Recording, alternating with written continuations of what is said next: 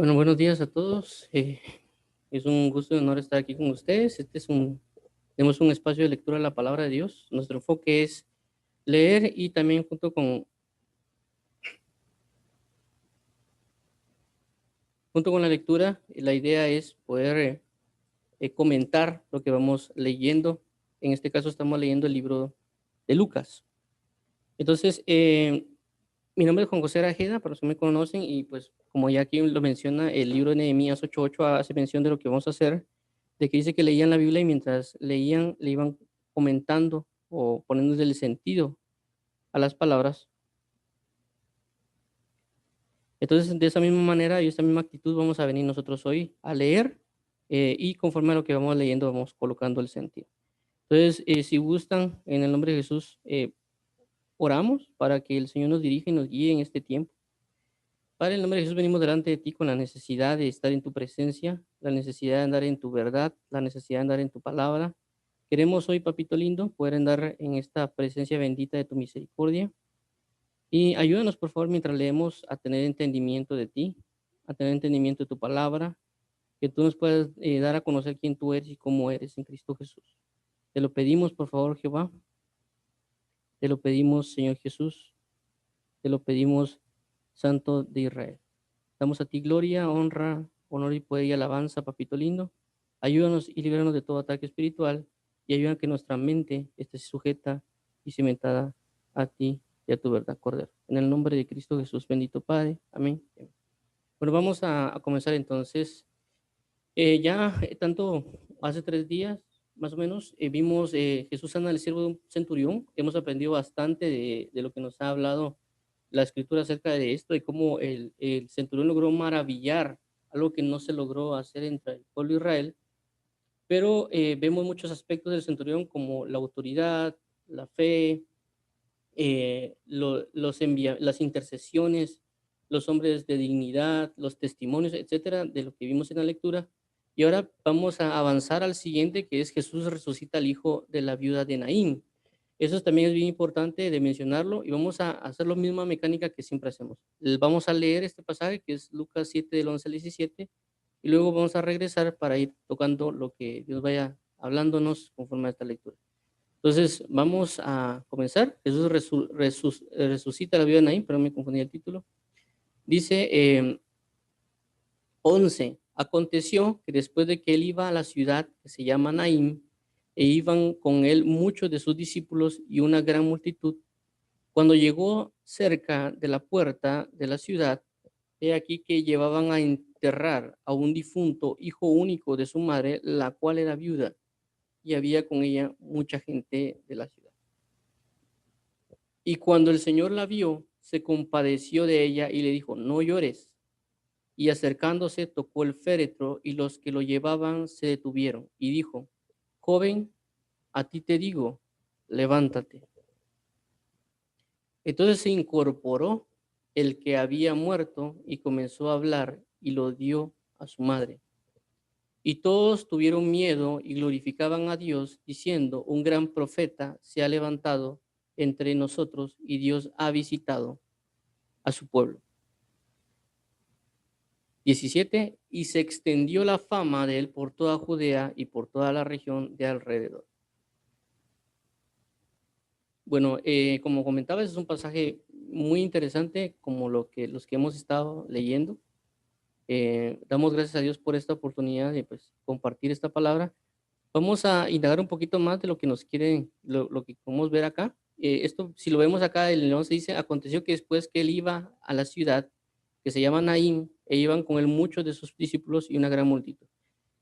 Eh, Esto ya fuera del contexto de lo que hemos visto anteriormente, ya después de esa situación que pasó con el centurión, Jesús pues pasa esto, y hay algo bien importante y tenemos que remarcar siempre, y es de que Jesús por la gran plenitud de enseñanza y muchas otras cosas, tenía esta situación, que habían muchos de sus discípulos, como lo deja ver acá, vamos a saltar, muchos de sus discípulos, es decir, no solo tenía los 12, y una gran multitud. Son dos cosas muy importantes.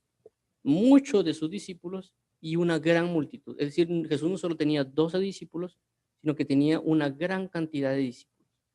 Y también decía, una gran multitud venía a él. Entonces, lo interesante de esto es de que el versículo dice, cuando llegó cerca de la puerta de la ciudad, he aquí que iban a enterrar a un difunto, hijo único de su madre, la cual era viuda, y había con ella mucha gente de la ciudad.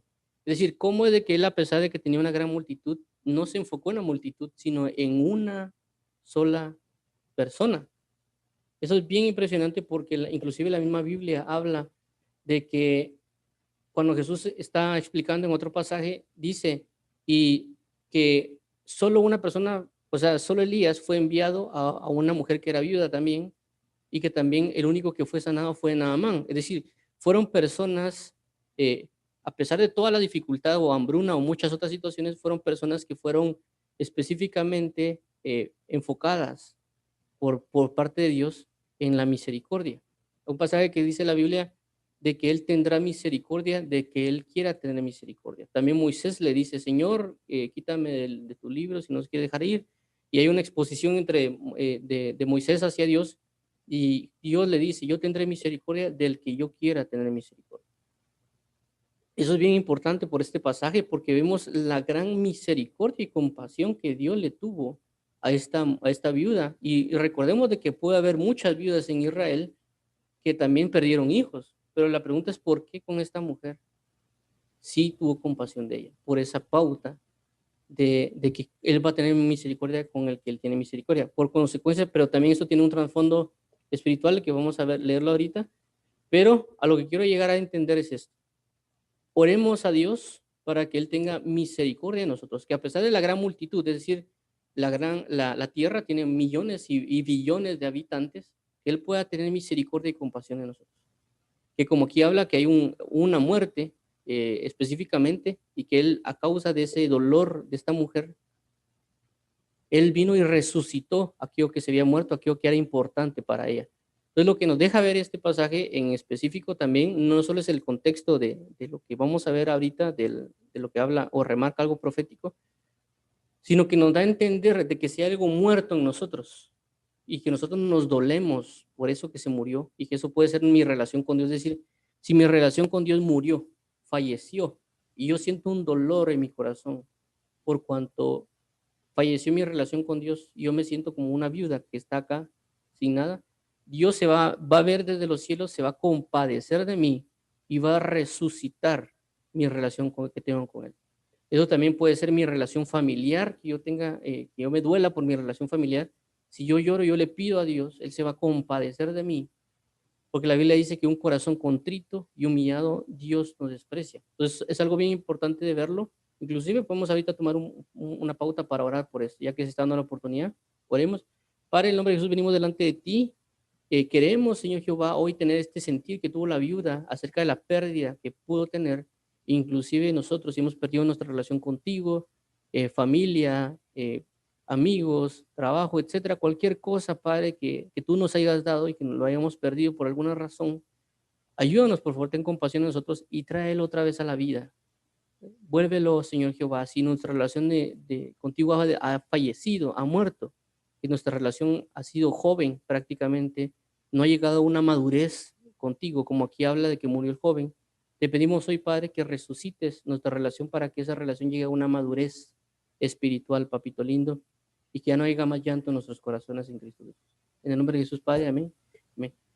Entonces, regresando a este punto, es bien importante también mencionar que esta mujer viuda dice, y lo resalta, vamos a resaltar la parte de lo que dice que es viuda.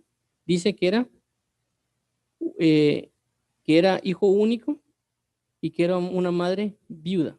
Ahora, esto es bien importante de verlo. ¿Por qué? Porque la Biblia hace mención de eso. Si ustedes tienen, por ejemplo, ahorita estamos basándonos en la Reina Valera 60. Regularmente a veces en las Biblias hay unas referencias o hay unos versículos que están hasta abajo, o a veces los tienen como que al lado derecho de las Biblias, hacen una referencia. En este caso, regularmente yo tengo la Reina Valera, y en la Reina Valera que yo tengo de estudio aparecen dos versículos que son, permítame, no sé, que son Jeremías 6:26 y Zacarías 12:10. Y vemos de que aquí no podemos conocer tal vez a ciencia cierta todo lo que la viuda puede haber percibido y tampoco tal vez todo a plenitud lo que eh, Jesucristo pudo haber percibido. Pero recordemos esto, que Jesucristo conocía la Biblia de pasta a pasta, por así decirlo. En este caso, la Biblia de ellos no era la que nosotros tenemos, sino que era la Tanaj. Recordemos que la Tanaj está dividido en tres, que son la Torá, o que son el libro de la ley. Está los profetas y los escritos. Ellos lo tienen dividido en tres partes. Nosotros tenemos dividido de otra manera. Lo que nosotros conocemos como Antiguo Testamento, para ellos es la Tanaj, y que el Antiguo Testamento para nosotros está dividido en lo que es el Pentateuco, los libros poéticos, los profetas mayores, profetas menores, libros de sabiduría, etc. Pero ellos lo tienen dividido en tres. Entonces Jesús tenía en sí, dentro de él, y en su revelación, y en muchas cosas, tenía toda la palabra viva de Dios. Es decir, que la reacción que por lo cual él podía haber reaccionado, podía haber sido a través o causa de estos dos pasajes que lo colocan en la Biblia. Pero vamos a leerlos para ver de qué trata y para ver, conocer también el nivel de dolor que una mujer viuda puede ser que pierda a su hijo. Muchas personas hablan de cuando una persona, papá, pierde a un hijo, que no es lo mismo que un hijo pierda a un padre, y el dolor que eso puede significar, porque hay muchas personas, yo he oído que dicen de que no tiene nombre lo que significa cuando un padre o una madre pierde a un hijo. Pero en este caso, vamos a ver lo que dice este pasaje. Vamos a ver, dice lo siguiente. Eh, Jeremías 6:26. Hija de mi pueblo, cíñete de cilicio, revuélcate en ceniza, ponte luto como por hijo único, llanto de amargura, porque pronto vendrá sobre vos nosotros el destruidor. Entonces aquí hace mención a eh, lo siguiente acá dice lo siguiente, dice, ponte luto como por hijo único. Es decir, la viuda de Naím está perdiendo su único hijo, y aquí habla en Jeremías también de la pérdida del único hijo. Y está hablando, eh, si las personas que han leído el libro de Jeremías se dan cuenta de que el libro de Jeremías marca la profecía o la manifestación de todo lo que había profetizado, o mayor parte de lo que había profetizado Isaías y sus contemporáneos, de la destrucción que iba a venir sobre Israel a causa de la multitud de pecados y también de Judá, porque recordemos de que desde el hijo de Salomón comenzó la división de Israel. Desde que estaba Roboam, por causa de lo que hizo Roboam, se dividió el pueblo de Israel en dos, en Israel y en Judá. Entonces, Israel ya había caducado, por así decirlo, con todo su reinado, y todo el juicio iba a caer también sobre Judá. Entonces, lo que iba a acontecer con Judá se marca en esto. El que había retenido la multitud de transgresiones en Israel y las profecías de ira que iba a venir sobre el pueblo de Israel o pueblo de Judá, había sido Josías. Entonces, Jeremías comienza todo esto después de la muerte y durante un poco de lo que estuvo Josías, pero muestra todo lo que iba a acontecer con el pueblo de Israel. Entonces aquí marca esto que está acá, y pues pudo haber pasado o acontecido de que Jesús, cuando vio a esta viuda, pudo haber recordado este pasaje de Jeremías 6:26 de la muerte, y por consecuencia también pues sentir un dolor de lo que pudo haber sido o lo que puede hacer la destrucción sobre Israel. Por eso vemos a otro pasaje de la Biblia, habla de que Jesús viene y de repente comienza a llorar y dice: Jerusalén, Jerusalén, ¿cuántas veces no he querido yo acogerlos como una gallina acoge a sus polluelos? Pero no han conocido el tiempo de su visitación. Entonces, eso es bien importante mencionarlo, y vamos a ver, y por eso, ver el dolor también que pudo haber tenido la mujer viuda y la relación que hace Dios acerca de un dolor de una mujer que pierde un hijo único, a la relación que muestra acá del el nivel del dolor, que es la pérdida de Jerusalén.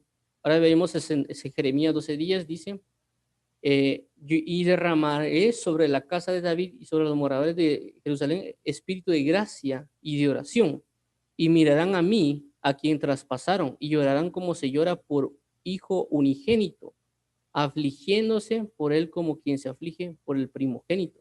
Entonces aquí vuelve a mencionar la parte del hijo unigénito, el hijo unigénito, o sea, no pinto. Vamos a tocar esta parte aquí. Hijo unigénito, ajá. Y habla de la aflicción y de la dureza que va a acontecer. Aquí está. Entonces, vemos cómo hace referencia a Dios de la pérdida de un hijo único con el nivel de dolor tan grande como lo menciona aquí en Zacarías. Ambas cosas hablan, como habla aquí de traspasar a Dios, cuando Dios venga en su venida y va a ver que lo traspasaron, es decir, que se olvidaron de quién era, que Jesús es Dios. Y aquí habla específicamente de lo que Dios va a hacer, pero también habla, como resalto, del nivel de dolor que puede tener una persona que no es comparable. Es decir, ¿por qué Dios no usó la figura del dolor de parto? ¿Por qué no Dios usó la figura, por ejemplo, de que alguien pierde un brazo o alguien entra en una agonía? Sino que Él usa la figura de un nivel de dolor máximo a la hora de expresar la pérdida de un unigénito.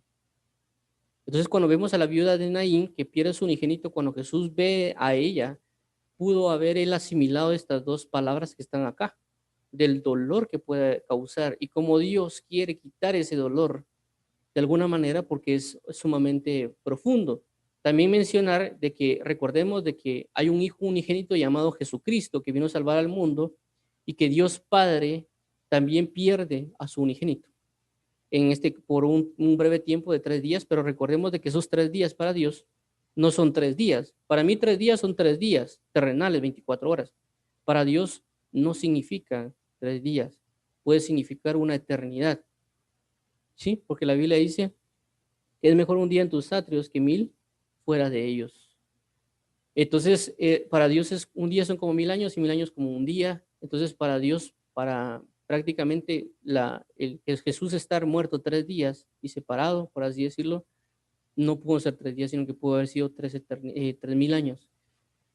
Pero resalto esto, vuelvo a colocarlo por lo que pudo haber sentido la mujer viuda de Naín y lo que pudo haber sentido Jesús, basado en lo que está escrito y lo que nos deja ver la palabra.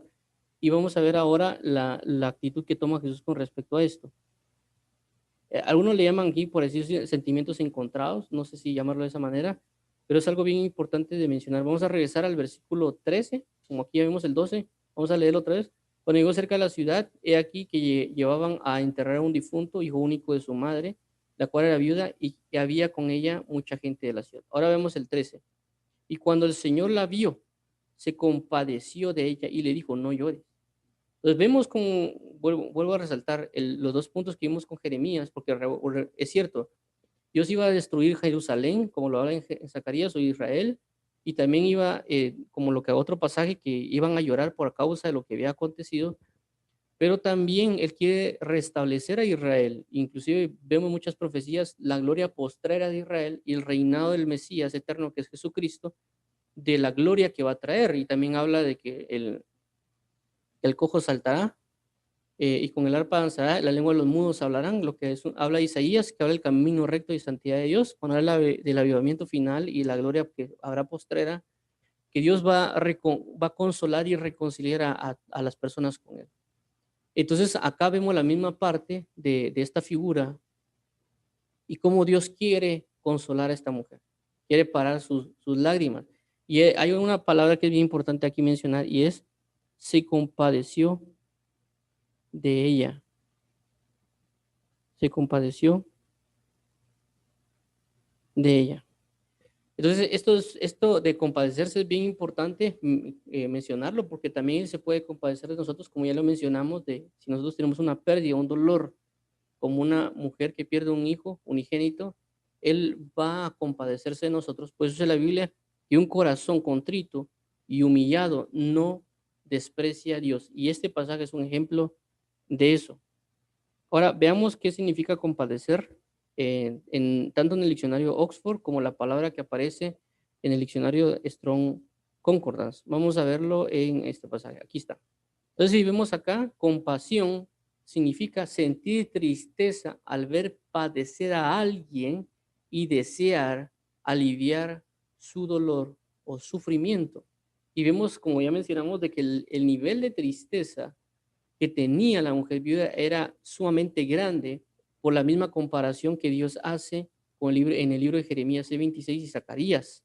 Entonces vemos que el nivel de dolor que ella tenía era muy, muy grande y que Jesús prácticamente percibió ese dolor como ya hemos visto en ocasiones también que Jesús percibe las situaciones y que Él reacciona frente a esos sentimientos o esas situaciones que las personas tienen. Por ejemplo, cuando Jesús vio a Lázaro, perdón, cuando había muerto Lázaro, y dice que lloraban las personas, dice que él también se entristeció y Jesús lloró. Y en el contexto nos deja ver varias cosas por las causas de que pudo haber llorado Jesús, no únicamente por el hecho de que las personas lloraban y estar en un mismo sentir, porque la Biblia dice estar en un mismo sentir con los demás, tanto en tristeza como en gozo, sino también por la incredulidad que había con las personas de no creer que Jesús podía resucitar a Lázaro. Entonces, en este pasaje, Jesús también tiene ese punto, es decir, Dios no es un ser prácticamente que no percibe nada, sino que aquí nos deja ver cómo Jesús puede percibir el dolor o la tristeza de alguien y él mismo puede reaccionar a quitar ese dolor o tristeza que una persona puede tener. Entonces, si nosotros nos disponemos en nuestro corazón a dolernos por la pérdida que pudimos haber tenido nosotros de nuestra relación con Dios, Dios se va a compadecer y la va a restaurar enseguida, la va a resucitar. Vamos a ver algo sumamente maravilloso en la resurrección de nuestra relación con Dios. Y por consecuencia, eso va a florecer sobre todas las demás cosas en nuestra vida. Entonces dice aquí, como ya mencionamos, compasión, sentir tristeza al ver padecer a alguien y desear aliviar su dolor o sufrimiento. Ahora, la palabra que aparece en el Strong Concordance, que es la G4697, que dice aquí es planisomai, es más o menos lo que dice, cómo se pronuncia. Dice que es una voz media de G4698, dice que es sentir que las entrañas anhelan. Es como cuando alguien habla, dice que yo te amo, pero no es decir lo mismo decir te amo, que te amo entrañablemente. Dice que es decir figurativamente sentir lástima, compadecer. Y en la Biblia lo han traducido, regularmente cuando ustedes ven el Strong Concordance, creo que la versión impresa lo tienen en negrita cursiva, no muy recuerdo, y las versiones que son, por ejemplo, el maíz o en otras, regularmente tienen un color rojo, que está hasta el final, que es después de los 2 puntos. Dice cómo lo han traducido, las palabras que lo han traducido en la Biblia, ya sea Reina Valera o King James, dice que es misericordia, mover a misericordia, comparecer y compasión. Y también aquí utilizan la palabra compasión, que es bien importante, porque recordemos que muchos de los milagros que Jesús hizo fue a causa de la compasión. El motivo, el mover fue compadecerse, tener compasión de una persona, y que a veces nosotros cuando hablamos de dones espirituales, a veces hablamos mucho de conocer los dones espirituales, pero mucho de lo que Jesús lo movió, tanto a obrar en los dones espirituales, como también en predicación de la palabra, fue la compasión. La Biblia dice que él vio que la multitud era como ovejas sin pastor y se compadeció de ellos y comenzó a enseñar. La Biblia también dice de que en este caso, pues, que tuvo compasión de la mujer y procura la resurrección de su hijo. Entonces vemos muchos aspectos en la Biblia como Jesús tiene compasión y esa compasión motiva a la predicación y esa compasión motiva a las sanidades o maravillas o milagros. Es decir, que una de las cosas a la cual nosotros debemos anhelar es tener la misma compasión que Jesús, el mismo anhelo de amar profundamente, y ese amor entrañable se va a convertir en una compasión hacia los demás y por consecuencia nos va a rogar y adquirir de Dios tanto la palabra de vida como también el mover de los dones espirituales, ya que hay muchas personas que indican de que los dones actuales los dones espirituales no persisten, pero y el punto, cuando a veces hablan de esa parte de que los dones espirituales ya no están activos en este tiempo, es prácticamente olvidarse de la compasión. ¿Me comprenden por qué?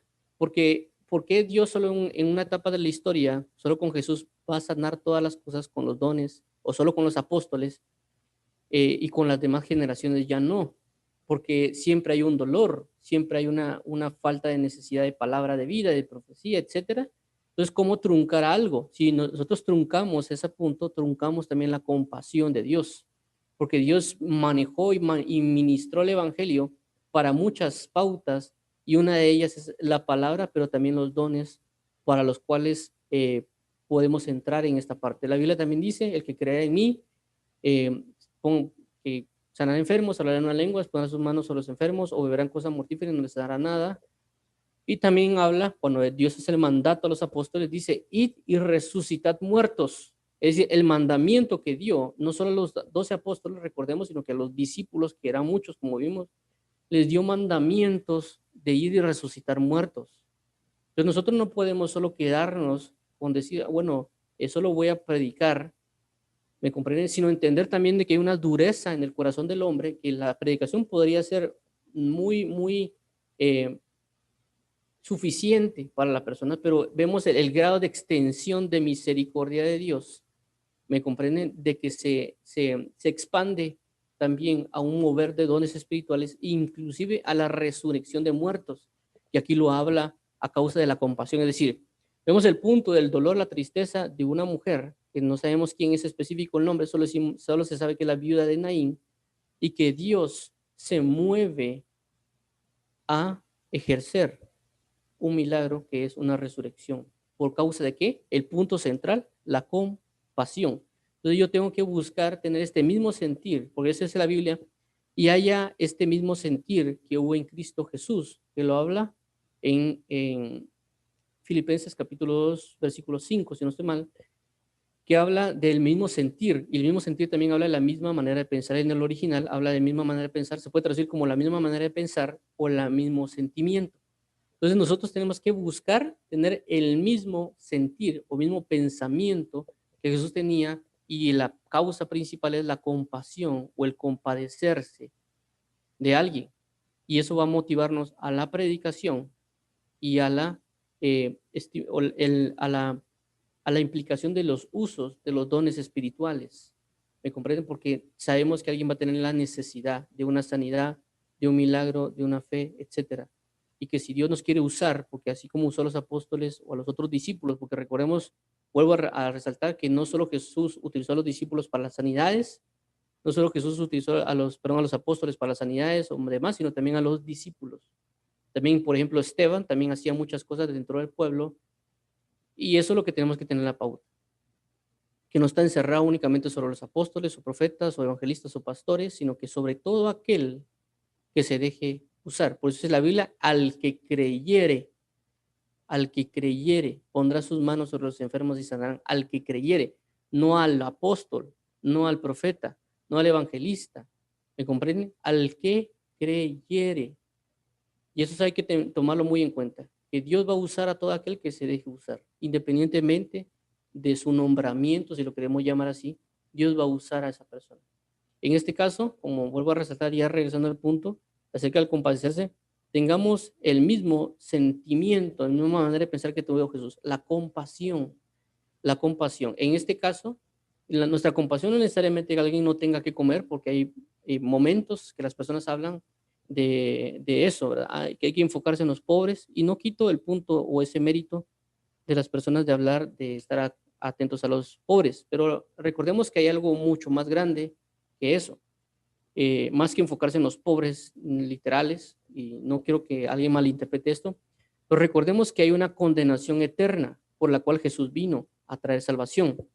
Esa condenación eterna, a veces, por ejemplo, nosotros miramos que alguien no tiene nada que comer y le damos un pedazo de pan, o le damos, inclusive lo podemos invitar a comer a la casa, pero recordemos de que eso no le va a dar una salvación eterna. ¿Me comprenden? Es mejor que yo le dé el pan de vida, porque ese pan de vida le va a dar una eternidad que se llama Jesús. Cuando él lo coma, le va a dar una eternidad de vida.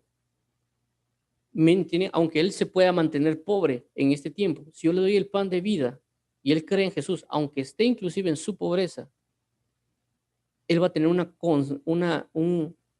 consolación eterna en Cristo Jesús. Eso lo vemos cuando Jesús habla, y resalto, no es una parábola.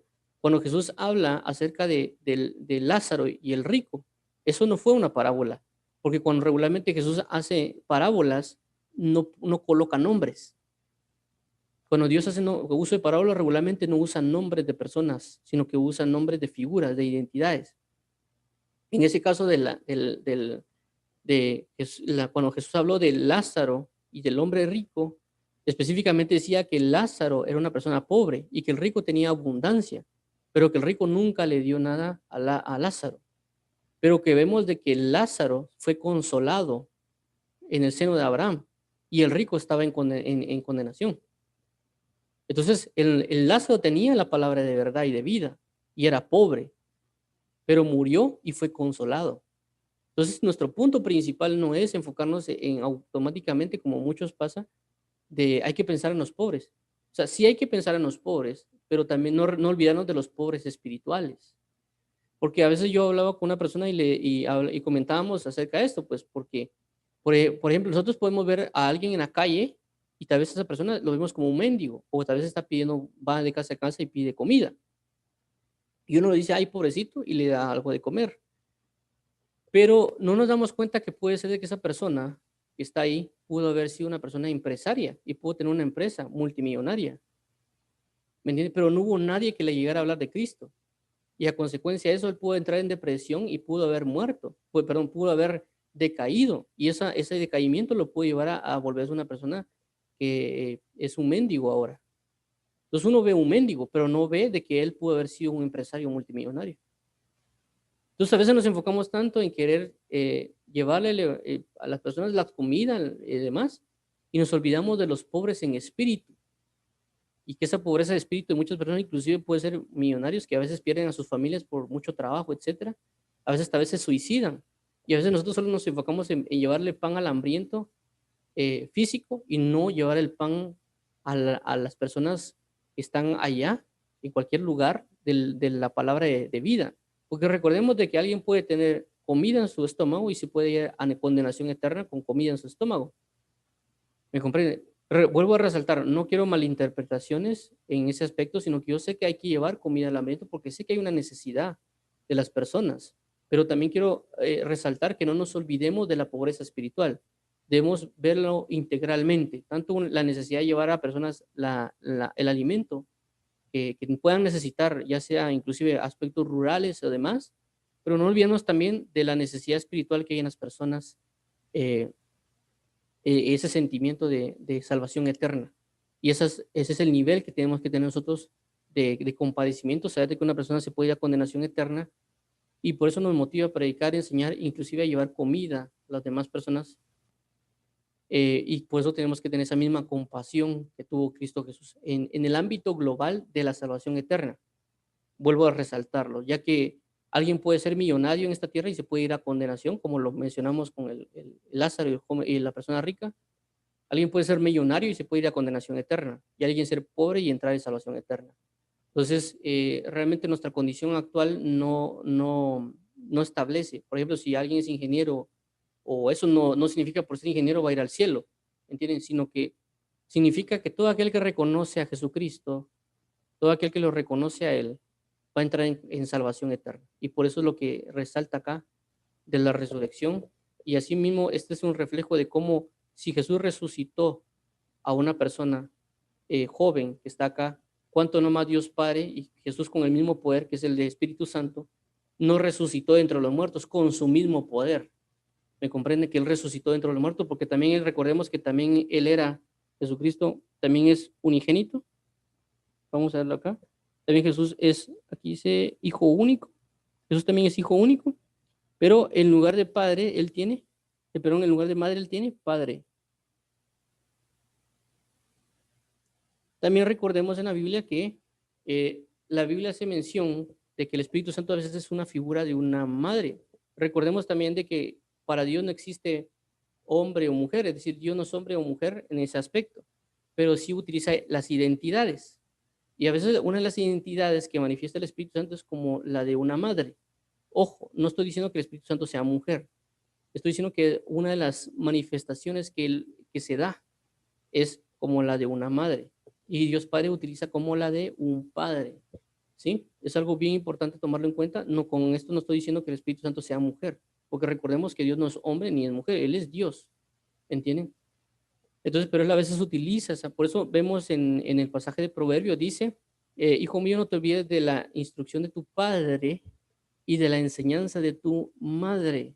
Entonces, cuando enlazamos ese pasaje con Jesús, cuando dice, hijo mío, no te olvides de la instrucción de tu padre, está diciendo, Jesús, no te olvides. O sea, cuando yo comprendemos eso, es como que le estuvieran diciendo a Jesús, Jesús, no te olvides de la instrucción de tu Padre, Jehová, y de la enseñanza de tu Madre, el Espíritu Santo. Eso también va para nuestras vidas, porque la misma Biblia dice que el Espíritu Santo recordará todo lo que Jesús ya nos dijo o ya nos enseñó. ¿Me entiendes? Entonces Dios da la instrucción, Dios da la plenitud, pero Él se encarga de enseñarnos y llevarnos a una verdad. Entonces a eso quiero llevarlos con el hecho de que el Espíritu Santo, vuelvo a resaltar, no estoy diciendo que el Espíritu Santo sea mujer, sino que a veces la manifestación que se da es en ese punto. Entonces, hijo mío, vemos la pérdida que es padre y a relación con Jesús, pero vemos también el dolor que puede haber sentido Jesús. Por eso hablan del cuando se divide el velo, que es como cuando Jesús, Dios Padre, hubiera roto sus vestiduras por causa del dolor de la pérdida de un hijo. Eh, pero también vemos que también tiene el poder para resucitar. Nosotros tenemos que entender ese poder de resurrección. Nuestra fe, nuestra certeza de fe y la fe de Abraham se centra en el poder de la resurrección. Esa es la fe que nosotros vivimos. Por eso la Biblia dice, si Dios no se levanta, si Jesús, o si no hay resurrección de muertos, comamos y bebamos que mañana moriremos. Eso lo habla Pablo, y el contexto que habla con todo ese pasaje habla de la resurrección. Entonces nosotros tenemos que tener una fe, certeza que tenemos una esperanza de resurrección. Cualquier persona que se muera no puede resucitar, pero todo aquel que está en Cristo va a resucitar. Porque la Biblia dice que cuando esté la trompeta final, cuando se suenen los shofares, etcétera, va a venir, lo dice, los muertos en Cristo resucitarán primero. Los muertos en Cristo resucitarán primero y nosotros juntamente con ellos seremos transformados para ser tomados en las nubes con nuestro Dios. Entonces, a eso es lo que vamos con el nivel de resurrección, la esperanza de resurrección que Dios nos da. Inclusive cuando alguien se bautiza en agua, participa de la muerte y la resurrección con Cristo Jesús. Entonces, nuestra fe está basada en la resurrección. Abraham, cuando iba a llevar a su hijo, tenía la esperanza de que como en él iba a ser dada descendencia, entonces él creía de que si él lo sacrificaba, Dios lo iba a resucitar de entre las cenizas después de ello, porque le había dado la promesa primaria, que era de que en tu simiente te será dada no es tu heredad. Entonces vemos esto, resalto de lo que pudo decir Jesús como hijo único, y que lo que Jesús tenía que pasar. Entonces puede haber un montón de cosas en la mente de Jesús en ese momento, lo cual llevó a entender a la viuda de Naín. Tanto lo que pudo haber pasado con las profecías de lo que iba a pasar con Israel y Jerusalén, como lo que él iba a vivir en carne propia con lo que podía hacer. Entonces hay muchas cosas que podemos ver acá. Bueno, vamos a avanzar acá. Creo que se nos acabó el tiempo. Vamos a ver acá un poquito más. Bueno, vamos a ver. Bueno, vamos aquí, dice, y acercándose se tocó el féretro y los que le llevaban se detuvieron y dijo, joven, a ti te digo, levántate. Vuelve otra vez, así como vimos en el pasaje anterior del centurión, vuelve a usar su palabra, solo que en este caso no para sanar, sino para resucitar. Su palabra resucitó al joven, ¿sí? Entonces, si nosotros queremos que cosas que estén muertas en nuestra vida resuciten, ojo que cuando hablo de muerte, la Biblia dice que todo pecado, perdón, que la paga del pecado es muerte, ¿sí? Pero cuando vemos los contextos en la Biblia, y cada vez que uno peca hay algo que muere. Es decir, nosotros prácticamente no es como que muero y caigo al piso, porque si fuese así, toda la humanidad estaría prácticamente solo cadáveres, porque todo el mundo peca. La Biblia dice que todos pecan. Pero la Biblia dice que hay pecado que es de muerte y hay pecado que no es de muerte. Pero también eso haciendo efecto de muerte, cuando habla en 1 Juan, sí está hablando de una muerte literal, de morirse. Pero recordemos de que también cuando habla de Adán y Eva, ellos murieron espiritualmente y se desconectaron de Dios. Es decir, que cada vez que yo peco, hay una muerte, hay una separación hacia Dios. Y también que yo puedo hacer morir sentido, es decir, mi sentido de la vista puede morirse. Si alguien está constantemente codiciando a una mujer, su poder profético puede morir. Las visiones que Dios le quiere dar pueden estar muertas. Si alguien oye cosas que no son de Dios, también su oído se muere. Entonces, por lo tanto, no va a poder escuchar la voz de Dios. Entonces, hay muchas partes de nuestra vida que están muertas. nuestros ojos, nuestro olfato, nuestra vista están muertos y Dios los quiere resucitar. Y como aquí vemos que la palabra, como aquí dice, joven, a ti te digo, levántate. Dios quiere resucitar nuestros sentidos espirituales si están muertos, si nuestra relación con nuestra familia está muerta, pero para eso necesitamos la palabra de Dios, necesitamos leer día tras día leer, porque la palabra, cuando yo la lea, esa palabra, en ese momento Dios puede hablarme en ese momento y disparar esa profecía o palabra en mí y entrar en una vida. ¿Sí? Esto no lo estoy diciendo fuera de contexto, lo podemos ver en Lucas capítulo 4, versículo 16, si no está mal. Con eso que Dios tomó el libro, Jesús tomó el libro de la ley y leyó el pasaje que estaba escrito en Isaías, porque el Espíritu de nadie está sobre mí. Y él, cuando estaba leyendo, mientras estaba leyendo, estaba profetizando de sí mismo, como lo hizo David, que dijo, no moriré, sino que viviré y contaré las obras de Jehová. Entonces, recordemos, la palabra de Dios nos va a resucitar. Por eso es importante leer día tras día bastante para impartir fe y otras cosas que ya hemos hablado en otros tiempos y enseñanzas. Entonces, vamos a proseguir acá.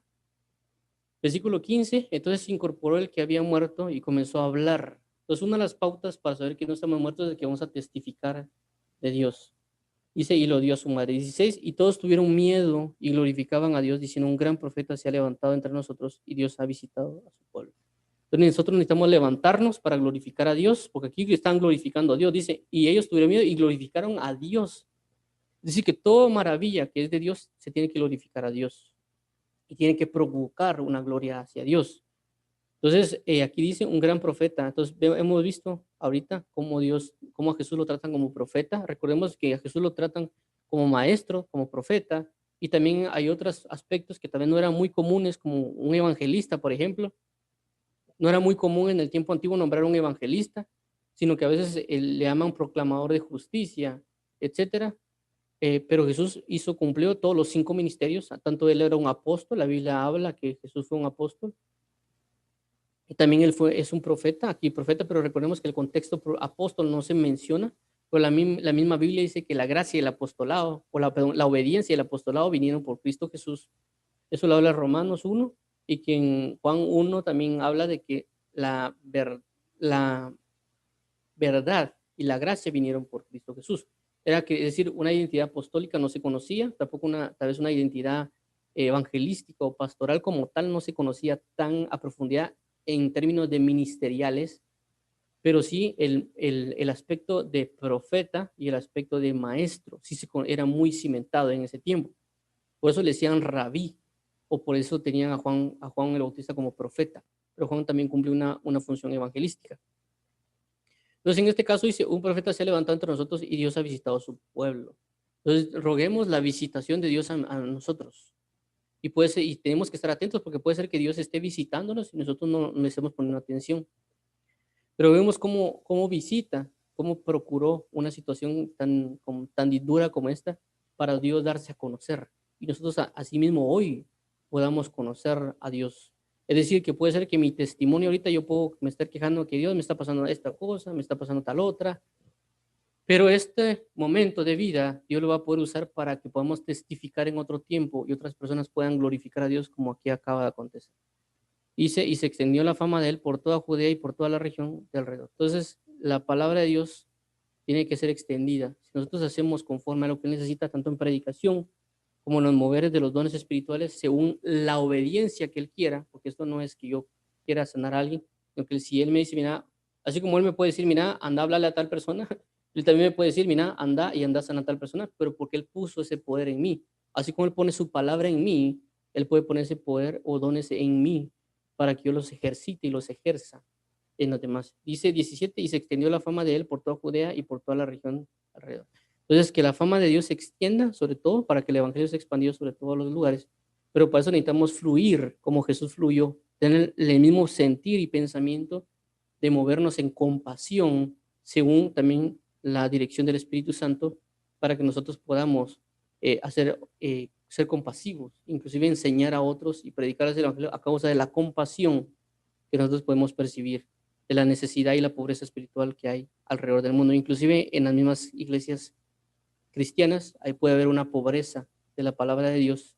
Y si nosotros tenemos la facultad que Dios ha proveído a nosotros palabra, nosotros podemos proveer esa palabra a la misma nación de Dios, para que no haya una pobreza espiritual en el pueblo en aspectos de degradación, por así decirlo. No en el aspecto de que habla las bienaventuranzas del pobre espíritu, sino que habla de una pobreza en el sentido de la iglesia de la Odisea, que le dice, tú te piensas que eres rica, pero eres pobre. Y a veces nosotros pensamos que tenemos mucho de Dios y damos gala de eso, pero nos olvidamos de que realmente nosotros podemos estar empobrecidos y tenemos que comprar de Dios muchas cosas, como lo habla la Biblia, que resalto que la comprar para Dios no significa llevar dinero, sino presentar la sangre del cordero. Entonces, vamos a dejarlo acá. Espero que ¿cómo se llama? Hayamos podido ser de edificación y vamos a finalizar orando y recordándonos también que, pues, que estamos en otras redes sociales como Facebook, Twitter, YouTube e Instagram. Y pues primeramente Dios nos vemos mañana a las 7 de la mañana para la oración y a las 8 para continuar con la lectura de Lucas 7. Entonces vamos a orar. Padre, en el nombre de Jesús te entregamos este tiempo, te agradecemos por tu bondad, misericordia y fidelidad. Te queremos agradecer por las personas que nos oyen. Te queremos pedir que las bendigas, las sostengas y las establezcas en tu verdad y que puedas fortalecerlos cada día en tu piedad y verdad, Jehová. Te damos las gracias a ti por toda tu piedad y te pedimos, Rey de Reyes, que bendigas a cada uno y que los sostengas. Y te damos gracias por la palabra de hoy. Bendice y santifica a cada uno y guárdalos en su día a día, Padre. En nombre de Jesús, los bendecimos, Padre, y damos gloria a tu nombre por tu amor, por tu fidelidad en Cristo Jesús, papito. Bendiciones a todos, un abrazo, Dios los bendiga, sostenga y los fortalezca y vayan en paz en Cristo Jesús y Dios los guarde y los llene de amor. Bendiciones en el nombre de Jesús. Amén, amén.